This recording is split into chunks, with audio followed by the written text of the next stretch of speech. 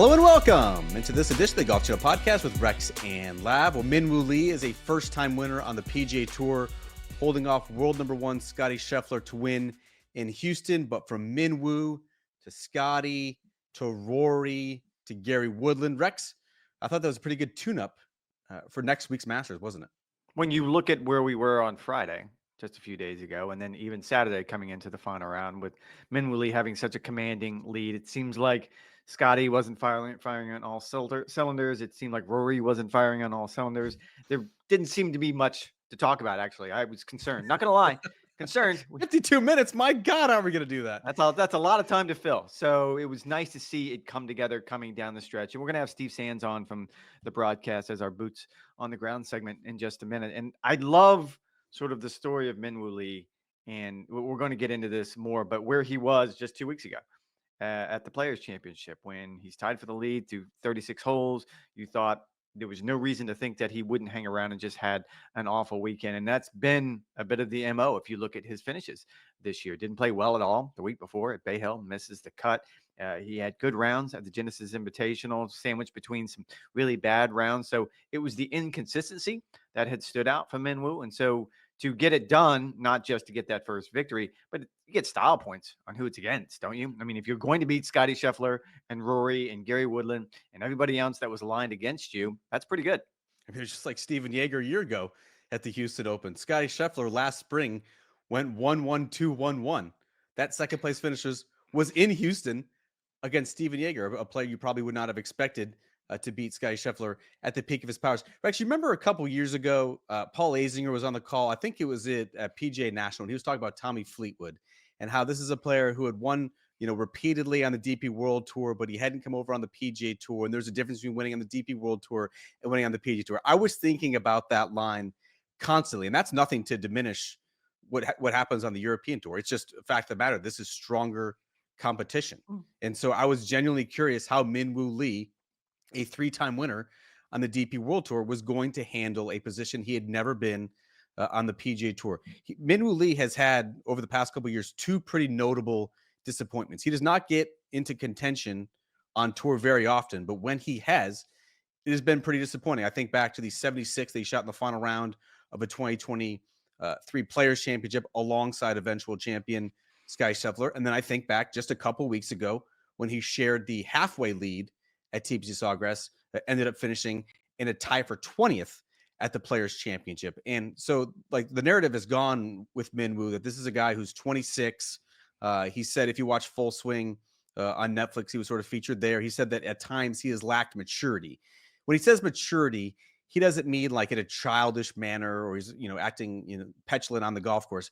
He's talking about not being as disciplined as he needs to be a professional golfer. And he said, he made a reference to in the interview with Kierkegaard Dixon afterward, that he got a few, quote, kicks in the butt after TPC Sawgrass. But I think where the immaturity or the lack of discipline or precision has showed up in Min-Woo Lee's game has been his approach play. He loves to smash it. He's putting up ball speed numbers, Rex, that you and I could only dream of. 192, 193, 194, 195 miles an hour, which is like serious stuff. 5 mile an hour is faster than Rory McIlroy, who absolutely obliterates it. But that love for the long ball has never translated to approach play. He has been a terrible iron player each and every season he has been on the PGA Tour. Just this season, he was 144th in strokes gained approach, was outside the top 125 in every sort of scoring category inside 150. A huge flip in Houston. Yes, he could bomb it everywhere, and we're going to get into that. Yes, he putted the absolute lights out. But the biggest difference maker and why Min-Woo Lee is now a first-time winner on the PGA Tour came down to his approach play. His distance control was impeccable, particularly in the final round. If he can play like that, I mean, it looks like we have a potential star that's budding on the PGA Tour, Rex. I would say that because of the power that he has. And like they talked about it on the telecast, when you get up to ball speeds anywhere 192, 194, 196, that starts getting ridiculous. Then you don't really care where it goes, which I thought was a pretty good line that came out of the telecast as I was watching on Sunday. But I will point out, like, it was the putting at Houston. It's been the putting this season, I would say. He's fourth on tour this season in putting. That's compared to 118th last year. So I do think that's part of this resurgence for him as well. And I kind of wanted to flip this on you because it is fascinating that I don't know why my mind went here, but as I'm watching him come down the stretch, and I want to get into what he did on 16 because it seems to me that's when he got a little nervy and it could have come apart with him right there. But before we get there, I did want to ask. Go back to last year's President's Cup. He played just one team match before Sunday singles. He just played twice at Royal Montreal. And I don't understand why. And I don't think anybody really ever took a deep dive into it because it seems like no one was playing particularly well on the international team. We ended up with another blowout going the U.S. way. But now in retrospect, given how he's playing this season, given what we've now seen from his record, I am curious, what did the captain see or didn't see in him that essentially left him sitting on the bench for most of the week? I mean, he was very streaky last season on the PGA Tour, would have stretches where he played good, got himself sort of on the fringes contention, obviously could never convert it. But I think when you look at Min Woo Lee's skill set, obviously a prodigious driver of the golf ball. You look back to Royal Montreal, the host site of last year's President's Cup, you weren't going to blast it everywhere and have success. It was sort of a position-oriented golf course, A to B, sort of plotting your way around. That's obviously not Min Woo Lee's game. He was not a good putter on the PGA Tour. I know he's made significant strides. I think he's now a top 25 putter on the PGA Tour this season. Last year really struggled. So if you're not finding fairways and you're not making putts, and again to harp on something that I just ranted about for like 3 minutes, like his approach play numbers were very, very bad. Like you never see an elite player who loses strokes to the field in that category. He actually sort of reminds me, Rex, of Wyndham Clark, who when he's on with his driver, like can just cut down beefy mammoth golf courses down to size. And as we saw, and as we've seen at times in Wyndham Clark's career, like his iron play can be very good as well. And now, he can pair that with a hot putter at times. And all of a sudden you have a player who wins signature events, wins major championships, as Wyndham Clark has done. And so, yeah, like when you look at those combinations of factors last season, I can understand why Mike Weir would not put him in just because his skill set didn't necessarily fit that golf course. No, and that's fair. And as you follow this arc, I did find it interesting reading some things that Minwoo said early in the week. I guess it would have been easy coming out of the Players' Championship, getting down on yourself, beating yourself up a little bit. Then I had another opportunity, and it was fun to listen to how Jason Day has impacted him. Because look, if you need a shoulder to cry on, I don't think there's a better one in the game than Jason Day, considering everything that he's been through injury, and he's been to the top of the game and the bottom of the game, and he can probably speak about as well as anyone when it comes to these type of things. And the message that Jason seems to have given him was just put yourself there. You just want to, I think it's called the Joe Biden. You just want to be there when the time comes on Sunday. You gave yourself an opportunity this week and you got through the door. And the way he explained it was, Jason says, it's much, much harder just to put yourself there than to actually finish it out. And I think that's kind of probably what he learned over, I would say, the last year and a half, because you look back to last year, he gave himself two really good opportunities last year. He finished run-up twice on the PGA Tour. Seemed like he was trending in the right direction. But when he's coming down the stretch, and it didn't seem to me he was doing anything wrong, and he gets to 16, and we talk about that prodigious power where he can take things out of play that other players cannot. That was a horribly bad time swing, because not only did it put him in a really difficult position just to make a bogey, which I thought ended up being a really good bogey on that par 5 after putting his tee shot in the water, but everyone around him was watching. I think it was funny to hear Bones talk about Gary Woodland in the group ahead of him, sort of turning around and sort of asking, did he just hit one in the water? Was that a splash?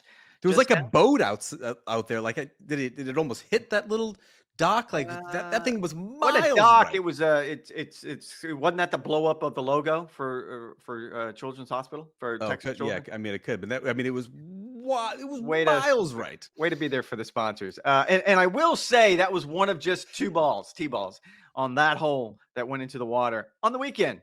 Not Sunday, on Saturday and Sunday, so for 36 holes. So you get an idea of how horribly bad that was and bad timing. And it was also, I had to go back and kind of look, because it seems to me leading up to this, he was missing more shots left, if at all. And the only time he missed a drive right all day long before 16 was on the 10th hole. So it was out of character. You could tell he was a little nervy.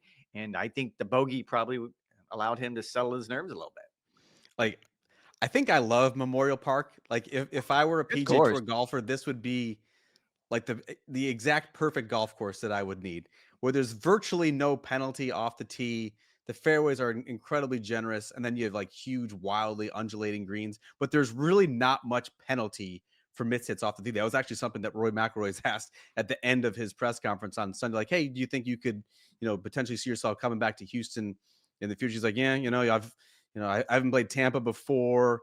I've played TPC San Antonio, host site of the Valero Texas Open before.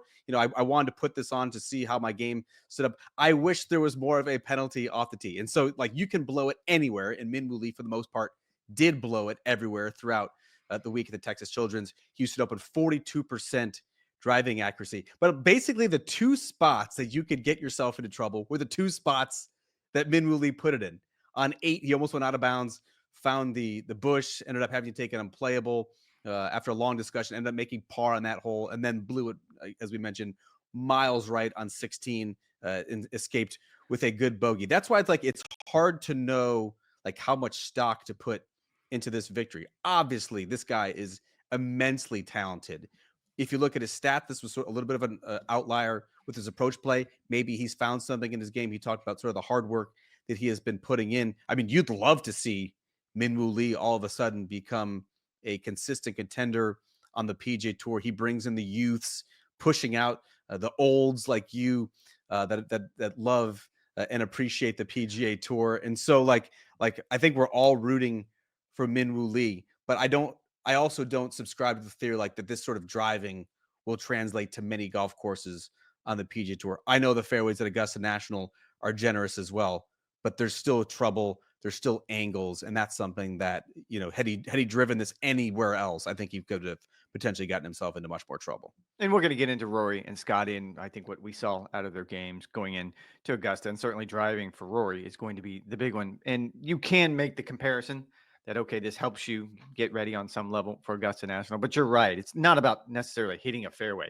at Augusta. It's about putting it in the right part of the fairway. You have to be very, very technical. Tiger Woods has talked about this in the past. That it's not even you want to be on the right or left side of the fairway. It gets much more technical if you want to have the right approach shot to this. And I will say, and they talked about this on the telecast, I think Min Woo Lee has the quality to sort of ascend to that superstar status. And he has a long ways to go with his play. But certainly when you look at his personality and what he does on social media, you and I do an entire segment on barbecuing, and this guy loves to cook. So there's a lot of reasons to like him. And I do remember going back just a few weeks ago, and you would have been one of the loudest voices in this room when Jordan Spieth did not get a sponsor's invitation into the Arnold Palmer Invitational. And because, well, he did not get one in no small amount because Min Woo Lee got one. And I think going back, you could make the argument that not only was Min Woo Lee playing better than your beloved Jordan Spieth, but maybe they see something in him that others did not at that point in time. Yeah, I think you don't want to compare anyone to Bryson, because Bryson, I think, is a genius in terms of marketing himself and playing himself to a crowd. He understands social media. He understands YouTube. He knows how to connect with a younger audience. Min Woo Lee does that on a much smaller scale. And there's a certain showmanship to him. Like I thought doing aim point for his little 2-inch tap in to win the golf tournament was genius, and just sort of a window where I think now that he's got across the line, now that he's going to be in signature events and have sort of a bigger platform, now that he's going to be secure and has a confidence in his game that could translate to more and more PGA Tour victories, I think we're going to start to see more of the personality that Min Woo Lee has. And I love that potential for him. I did want to get to something that Min Woo was battling. So it wasn't just the nerves. It wasn't just trying to nail down his first PGA Tour victory. It wasn't just Scottie and Rory and Gary Woodland all making runs at him. There was actually a little bit of tension, Rex, in Min Woo Lee's own group as it relates to Alejandro Tosti. And we've seen this in the past from Tosti, and we'll get to that in a second. But there was an issue where Tosti, while Min Woo Lee was sort of sorting out his rules issue on the 8th hole, where he needed 5 to 7 minutes to determine whether he was going to play it on his knees and sort of scoop it out of there, or ended up taking an inflatable. But the entire hole, Rex, took 30 minutes, and that was aggravating to Alejandro Tosti. Then Tosti seemed to sort of purposely slow play the group down the 12th hole. What was your reaction to everything that was going on inside the group as Min Woo Lee was trying to win? I don't want to do this with Alejandro because he's not the ally that I want. Like, his history speaks for itself. I don't think I don't want to be on team Alejandro when it comes to this. However, it did take Minwoo Lee more than 30 minutes to play that hole. And I can see why his level of frustration. However, like I had to go back just to start doing some searches just to remember how clearly it was. And like 2023, I guess, on the Korn Ferry Tour was just absolutely dreadful. He actually withdrew or disqualified from a tournament because of some of his behavior stemming directly from what he felt like was egregious pace of play. We have talked a lot about pace of play this year, which has been strangely refreshing based on what we normally have to talk about when it comes to golf these days. However, screaming at a rules official about your playing partner playing slow probably isn't going to help it. We've come up with some decent ideas. You and I have batted a lot of things around that I think could probably be helpful, but yelling at a rules official and pouting and then trying to slow play said player is probably not the way to go on that front. And I think this kind of behavior is only going to backfire on him. I think we saw it with the way he came down the stretch. It certainly did not bother Minwoo. He didn't seem to care one way or the other. So good for him for boxing it out and not letting it. And I don't find like, look, they're going to publish numbers eventually. We'll know exactly who the slow players are, hopefully starting next season or maybe even this season. However, I don't think Minwoo is one of them. And he took an egregious amount of time on a number of shots, I thought, on the back nine. Sure. And again, you're contending, you're coming down the stretch. I didn't find the round went long. I think the starting point should always be did the telecast go off on time? And it did. And I think that's kind of a testament to not just that you can't put that on Minwoo, but if the pace of play is bad, you know it because NBC is running 10 minutes long or whatever the case may be. And in this particular case, I didn't find anything that Minwoo did to be egregious. I didn't think it was outrageous. Certainly, I don't even think he was put on the clock based on anything I heard during the telecast. But you're only going to box yourself into a corner if you're going to act like that on the golf course. I mean, you got to give Tosti credit because he's unafraid. If and consistent, if nothing else. Consistent. I mean, you referenced the 2023 suspension. Our friend Ryan French of Monday Q Info had the story back then of repeated behavioral issues. Remember at this tournament last year, he got into a tiff with Tony Finau about who was away on the green while he was playing with him. Tony Finau, he got into a tiff with Tony Finau. Finau's probably like, man, don't you know who I am? Like one of the most likable characters on the PGA Tour. And like, I've covered Alejandro Tosti for a long time. I did a deep dive on him, a feature story in college. He has a very inspiring backstory. He grew up in relative poverty in Argentina. At the age of 8, he was taking solo bus rides an hour long just to get to a golf course. He had encephalitis his freshman year of Florida. Like he has persevered through a lot to get to this point on the PGA Tour. But we've seen these episodes of let's call it combustibility, where it makes you scratch your head a little bit. And I want to be on record as saying the PGA Tour needs more characters. They need players with personality. They need villains. They need conflict. I think all of that stuff is compelling, but you also don't want it to come at the expense of being rude or disrespectful to your playing partners. So I hope that he can channel the venom that may be brewing inside, and instead of being petulant and someone that guys are dreading to play with, channel it into something positive and be compelling in that way as sort of a very intense character inside the ropes. And we were very clear last week. We had a lot of fun with one segment that we did last weekend on just the idea of all the violence that was going on in the sport. And let's start with Adam Hadwin, who took it out on a sprinkler head. And I think there was some pushback on social media because it seems as if we were standing up for these players. I certainly wasn't. I don't think you were. What we were standing up for is some sort of personality. And I don't want to be duplicitous in this. I want to be perfectly clear that I appreciate Tosti's passion. I appreciate his fire. I'm just not sure if slow playing your opponent in the final group on a Sunday is the right way to do that. But if he feels like that's the best way for him to fire himself up, then go ahead, have at it. I really don't have a problem with that. I'm not going to say one thing last weekend and say a different thing this time around. I will say, as I went back to Ryan French's story from 2023, there was another tournament, I believe it was on the Korn Ferry Tour, where Tosti went out of his way to find sprinkler heads to hit on his way down the fairway, which makes Adam Hadwin seem a little silly right now that he not only did Adam Hadwin have to pay to have the sprinkler head fixed. I think they put something on social media, his wife and he, about they bought the entire superintendent crew lunch one day. So clearly he felt bad about it. The other way to go is just find every sprinkler head and take it out on them. And look, he's obviously not going to make many friends on the PGA Tour behaving like this. JC Deacon, his old coach of Florida, said he's not interested in making friends on the PGA Tour. You have to play. You have to play consistently well to back up this sort of behavioral issue. Alejandro Tosti in his first year on the PGA Tour lost his card, had to get it back through Q School. He has not been in contention very often in the Houston Open. Again, we like these guys. We like conflict. We like villains. It just can't be disrespectful. And Bones, who was on the call for NBC, thought that it veered into that territory. On the sort of character spectrum, Rex, I'm not sure you could find guys at more disparate poles than Alejandro Tosti and his fiery demeanor on the golf course, and the stoic one, the world number one, Scottie Scheffler, who tied for second, I believe, for the third straight year at the Houston Open. Shot 62 on Friday, shot 63 on Sunday. Scottie, Rory, both in the field. What were sort of your biggest takeaways as it related to those two players?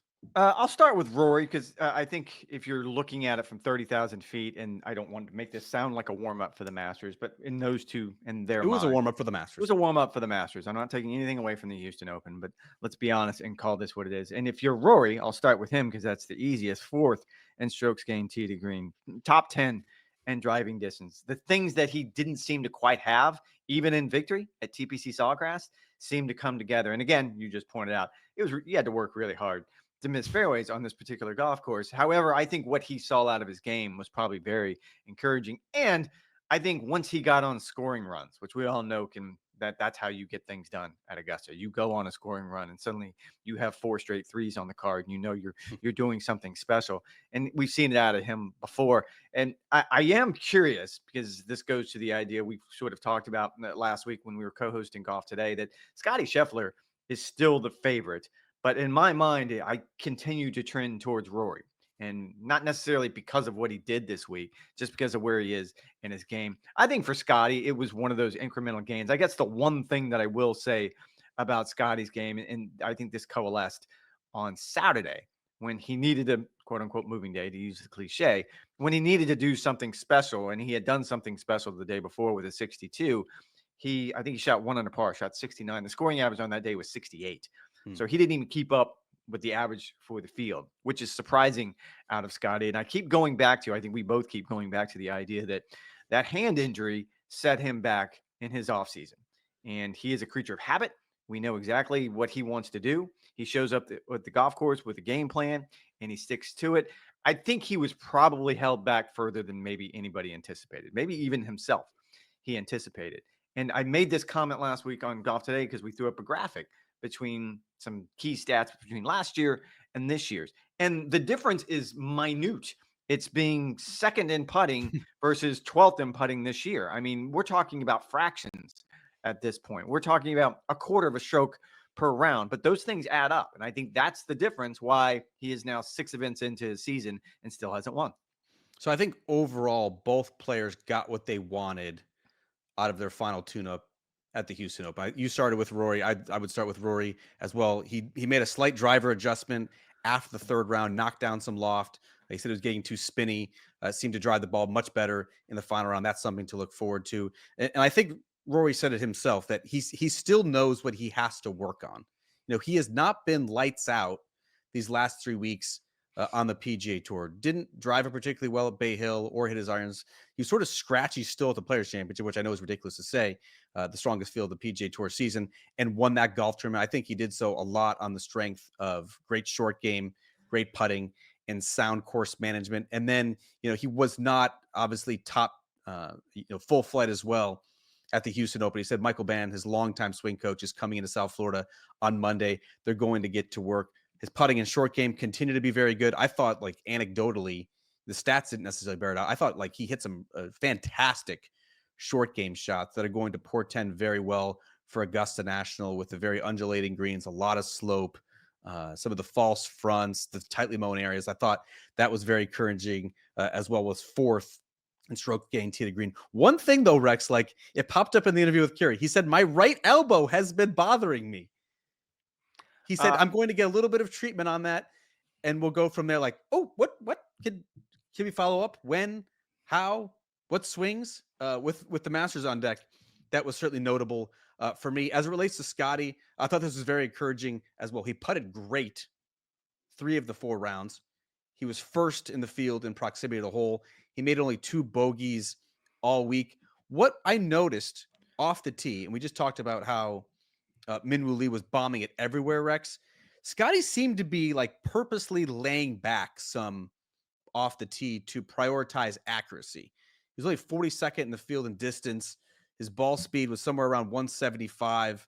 Mark Rolfing did a great breakdown on one of the Golf Central pre-games about how Scottie's footwork, wasn't as active as it has been in the past. I would have loved to ask him, was this by design, even though you're on a golf course where you can blow it anywhere? It goes against sort of his nature to be looking ahead to the Masters. So I wonder if it's that, or I wonder if maybe he just doesn't completely feel 100% with his game. He's still, like Rory says, he's got some work to do as well. No, and I think that's a good conversation to have about Scottie, because he clearly is at the point now where he is probably going to search a little bit, knowing that he's now in the major championship season, that the warm up is over. I need to probably sort of start locking in that I think there was a degree of grace that he'd given himself because of what he went through during the offseason. And I keep going back to the idea that maybe the hand injury was a little bit more intrusive than we gave it credit for. Maybe because he was dismissive about it. He made it sound like, yes, it was a bad cut. I had to get stitches, but once the stitches were out, I was able to start. I think there was probably something there that set him back a little bit more than we anticipated. All right, Scottie and Rory taking the week off, the week of the Valero Texas Open. But just as a reminder, Rex, we'll have plenty to discuss on Wednesday. We do this podcast twice a week, just once on linear television. Stay tuned for a new episode on Wednesday on YouTube or wherever it is you get your podcasts. We'll be right back with Steve Sands after this short break.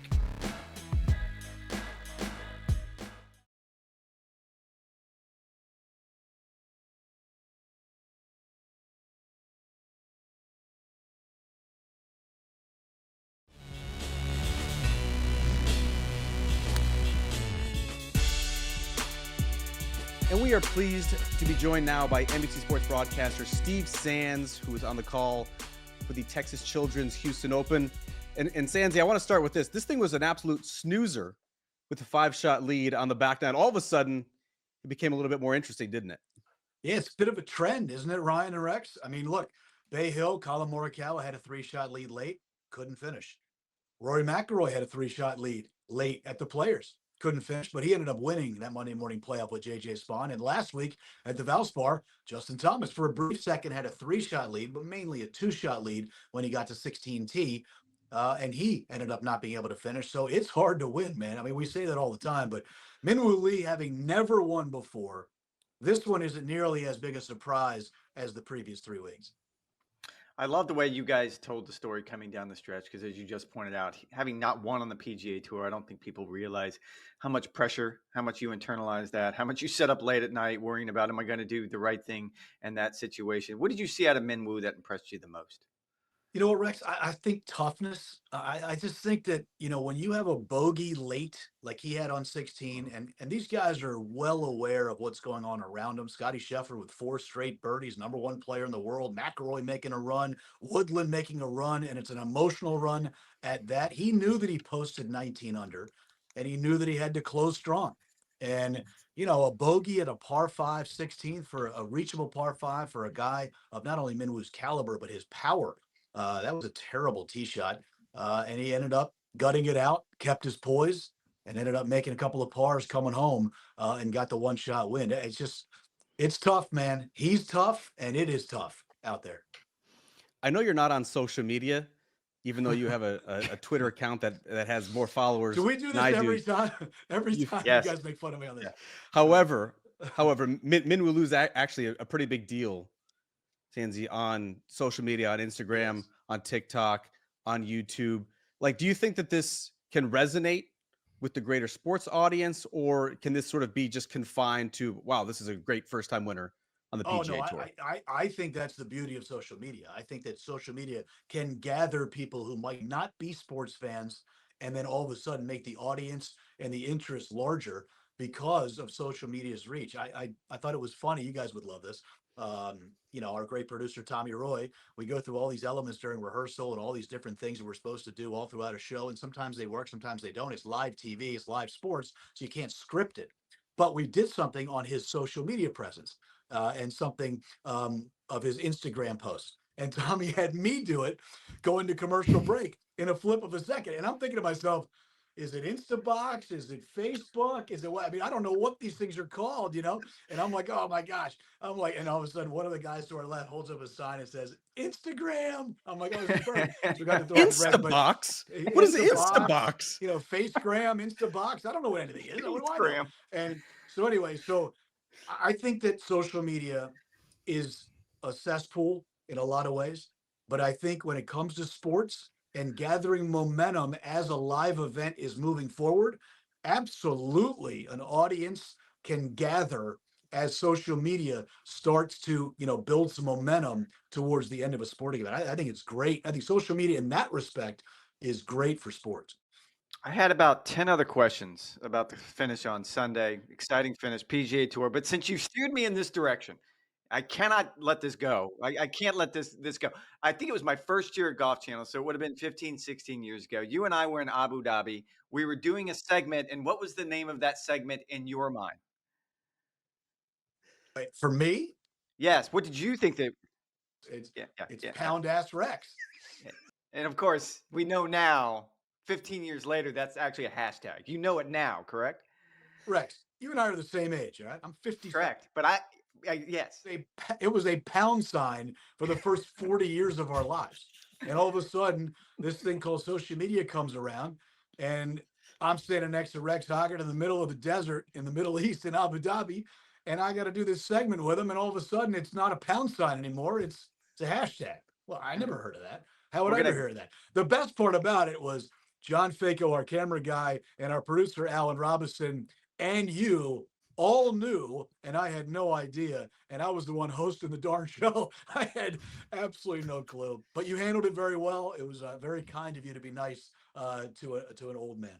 But Sandy, it's sort of an interesting point though, because I mean, we do live in a social media era, and you know, people can build brands based on how they interact with folks or what they sort of put out socially. How have you been able to, you know, in the span of your career, avoid social media and not join the temptation to put no unspoken thoughts out there for everyone to see? I think a couple things. One is it's how I was raised. My mom and dad raised me to realize that it's a team game. You know, it's not an individual pursuit. Our lives are so great. We travel all over the place. I'm talking to you right now from Houston. We just finished an amazing PGA Tour event. For the most part, everyone who's watching right now is a golf fanatic, or else they're on the wrong channel. So why would I want to show off? Nobody likes to show off. You know, everybody knows where we are. It's a very visible medium. I've been doing this 34 years. I'm incredibly blessed. I'm incredibly fortunate to work with people like you guys and all the team all throughout the years. And I just think that it's important. I know people are into their brand, and I guess everybody has their own brand. All three of us, I guess, have our own brand. But to me, I just think that no one's interested in what I am doing at the time. Hey, I'm at a bar in Houston watching the Sweet 16 on Thursday night. What are you doing right now? You know, I mean, nobody really cares. And I also think that direct contact is really important, especially with what we do. For people who don't know, they think that we're like best friends with these guys because we're around them all the time. We're referencing them. We're speaking to them. We're seen with them. Listen, it's a professional relationship, and I'm forever grateful, from Tiger all the way down to everybody else who have been very good to us. And I feel like it is about trust, and that's it. And if I want to reach out to somebody, and I mean this in the most humble way, I'll reach out to them directly. If I need to hear from somebody, I will call or text them directly. I just think social media sometimes can get a little squirrely. And I'll leave that to you two young guys. I can't do it. I'm not into it, and I don't want to be into it, and I don't know what to be known for it. And I feel like every once in a while, if Rex and I are out having a beer late at night, well, we might say something stupid and put it down and type it, and that would not be good for either one of us. Now, you learned this in journalism school at the University of Maryland, proud University of Maryland, fighting Steve Sands, as I call them. But you root for the story, not the player, to do the journalism thing right now. I really, truly mean this. Whether I'm speaking to you guys on this show, or it's on a radio show, or whether I'm talking to kids at a university, or whatever's going on in the world, I am a firm believer that we are just clowns in the circus. I think that the event, the players, the officials, the caddies, the tournament organizers, it's all about them. And we're obviously there to document it. We're obviously there to be the voice of record. And we're there to entertain and enlighten and inform the audience. But I don't think we're part of the show. We're just kind of on the periphery of it. And I think people who do what we do for a living, if you're a sportscaster and you feel otherwise, I personally think you're mistaken. It's always about the event that you're covering and the athletes. All right, no, that's what I was getting at. Perfect segue. Was there a better story today? And look, Minwoo Lee was an incredible story, but Gary Woodland, you and I both know GW. We both know what this means to him after everything he's been through. How would you characterize that story? Oh, I think Gary was the biggest story, and that has nothing to do with Minwoo Lee. I mean, Minwoo Lee winning is great. He's 26 years of age. He's come close before, a couple of runner-up finishes, has a huge personality along with a ton of game. But let's put it in its proper context. If Gary Woodland comes back after what he has gone through and comes back and wins, that'll be one of the biggest stories, if not the biggest story of a season on the PGA Tour. And there's no denying the energy around Gary. I had a long chat with him on Wednesday on the practice putting green about these types of things, holding his emotions together. You know, how big of a deal Gabby is in holding the family together, which allows him to go play golf, and how big of a deal Brennan Little, his caddy, has been in helping him regain his confidence back out on the golf course. If he would have gotten to the finish line today, that has nothing to do with Minwoo Lee. That would have been a bigger story, I think, in the world of golf and sports. It's a wonderful story to see him come back. And you saw anybody who watched the final round as he was making his run to a course record time 62 and finished one back. I mean, he was getting love from all kinds of fans every step he took, and you could see the emotion on his face. He held it together, but you could see the emotion on his face. Sands, you've done a bunch of Florida swing events now. You've seen Rory McIlroy up close. You've talked to Rory McIlroy, extended conversations over the past couple of weeks. Why can this year's Masters be different for Rory McIlroy? Phew. It's a great question, Ryan, and I'm sure we're going to talk about this on Live from the Masters, which, by the way, I'm sure we'll get to that too, is my favorite segment of the year. Each day, dealing with YouTube bozos, getting up there and spewing all of your knowledge. Here's why I think Rory has the best chance to win the Masters. I think now I'm about to say something crazy because Scottie Scheffler played well this week. He didn't win, but he played the best he's played. He shot a 62, shot a 63, I think, today. Clearly, he's playing good golf, but he's not quite razor sharp just yet. So if you take the top two players, you know, Xander Schauffele's not quite razor sharp either. So the top three players, McIlroy's won twice. First time he's ever done that in his career leading up to the Masters. A player's win, obviously a massive win, and a win at Pebble, a big, big win for him as well. And I think he rides a lot of confidence going into the Masters. I think he understands. He's tried it, what, since 2014 was his last major. So he's had, what, 11 or 12 cracks at it, 10, 11 cracks at it.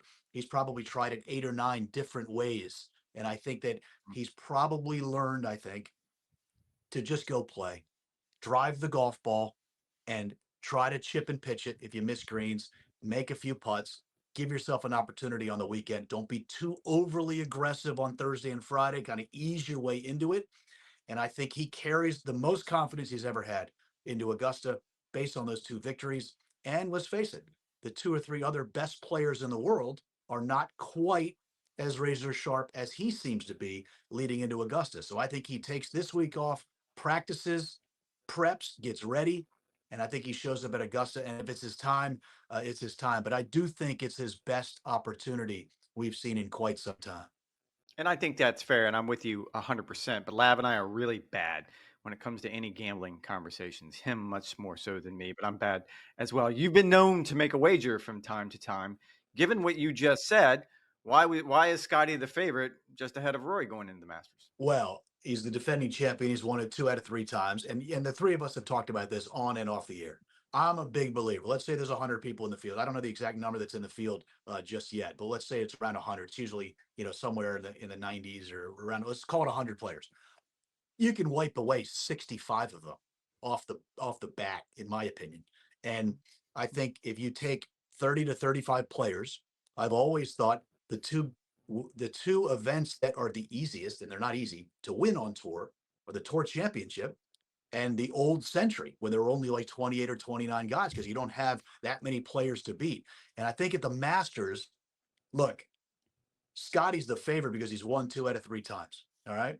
Rory is going to be one of the favorites because he's just a fabulous player who has not gotten it done there. And I think that you cannot overlook the experience at that place. You cannot overlook the vibes you have when you enter the grounds. I mean, how did Lee Trevino never win there? He didn't have good vibes when he got there. And, it was a different time, different era, and it just kind of probably prevented him from playing his best. Well, McIlroy's trying to do something that only one guy in the history of the sport has ever done: win the career Grand Slam at Augusta National. And no offense to the Squire, but back in 1935, Gene Sarazen won the Masters to complete the Slightly career different Grand Slam. attention. Yeah. It's just a touch different now than it was then. So, look, you never know. But if you had to put money on one guy, it would have to be one or the other. And you probably would have to put your money on Scottie just based on past performance there. He's way more comfortable there, I would assume, than McIlroy is, because he's won it twice. Well, I know we'll be discussing Scottie and Rory and everybody else in a week's time on the Live from the Masters set. Can't wait to see you, buddy, in about a week's time from Augusta National. Thanks for joining us. See you soon. And just a reminder, you can catch Steve and the rest of the NBC Sports team on the call next week at the Valero Texas Open. The coverage beginning Thursday on Golf Channel.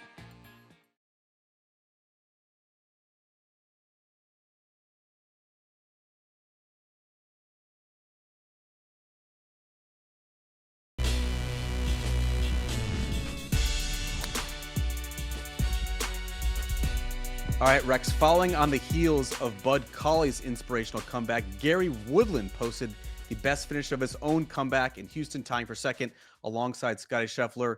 Which story to you is more remarkable, because they're sort of dominated the early spring at this point of the season on the PGA Tour? I don't know if you can really compare, because Bud Cauley's story is really cool. We had a chance to talk to him last week on Golf Today, and I think his attitude coming out of everything that he had been through — there was a horrific car crash in 2018, but there was just a litany of injuries and surgeries that came after that to get back to where he is now, which is having a chance to vie for a PGA Tour card, contending at the Players Championship just a few weeks ago. But for me, it's Gary Woodland, because I think you and I both are probably a little bit more invested in this story, just because Gary has been so open about it. I remember going into last year's Masters and sitting down with Gary at the Players Championship to do a story. He was up, we'd given the Golf Writers Association had given him our Ben Hogan Award, which is essentially the same as the PGA Tour's Courage Award, which is what he won this year. Ha! PGA Tour, you were too late. We beat you to the punch. But I remember sitting down with him on the lawn, just sort of having him walk me through the surgery that he had been through, and the baseball-sized tumor, and how much uncertainty was there, and how much anxiety and fear that caused, because it was pressing on a nerve that controls specifically those emotions. And I remember turning the recorder off, and he and I talked a little bit longer, just sort of, in a more friendly conversation. And he confided that, yep, still not there. Like, we're still struggling, trying to find the right drugs. I'm still struggling. I can't sleep. I still have fear. I still have anxiety. And I remember seeing him at the Cognizant Classic just a few weeks ago this year, and he was smiling and laughing. And I remember he was on the pack for the first time, so I wanted to talk to him about why he chose to do that. And the conversation turned to, how are you feeling?